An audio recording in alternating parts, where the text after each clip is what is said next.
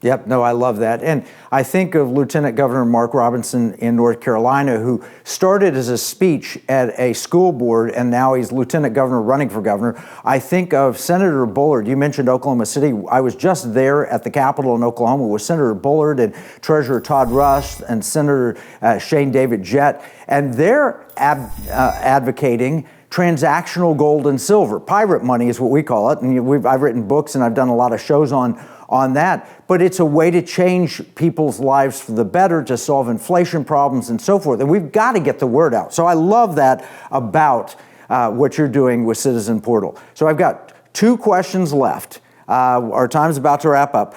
Paul, you're an eternal optimist. I can tell that. But what scares you? What are the things that you see on the horizon that we need to address from a negative standpoint? And then second, what gives you hope?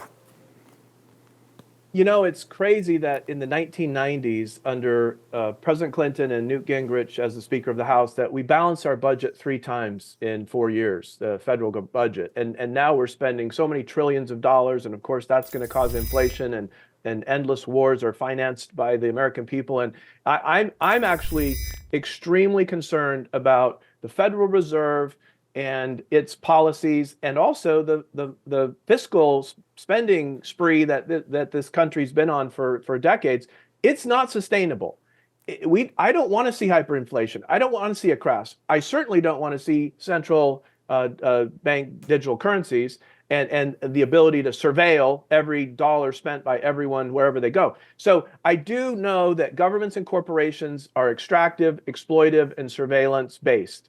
And I'm actually very, very optimistic about something. You may or may not have heard of this, but there's I think a billionaire from California, Frank McCourt. He used to own the Dodgers, and he's putting, I believe, $500 million into something he calls Project Liberty. And Project Liberty says that the trillion-dollar tech companies have a business model that requires them to get our data, to sell ads to us, to auction off our attention and our time to the highest bidder, and that is harming all of us at scale, especially the young people.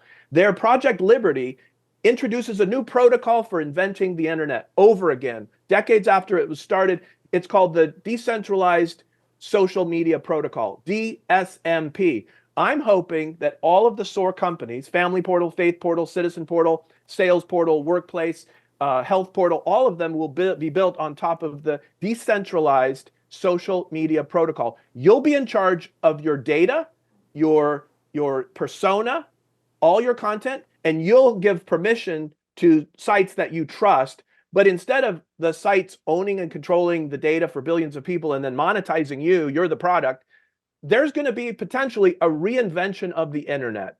And I am so optimistic. I think pendulums swing historically back and forth. And we've noticed that the last 10 or 20 years, the pendulum has gotten really dark.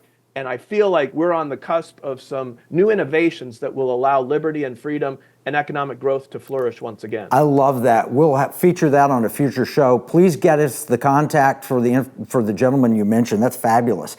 And the answer to the overspending, the debt, the inflation risk, the central bank digital currencies, I hope you have read Pirate Money, because I truly believe that's the answer to those problems. Now, we're going to take everything we've talked about and summarize it in our free economic battle plan.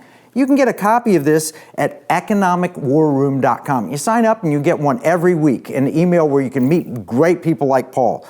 Remember, what we see as a marketplace, our enemies view as a battle space. This is Kevin Freeman from the Economic War Room.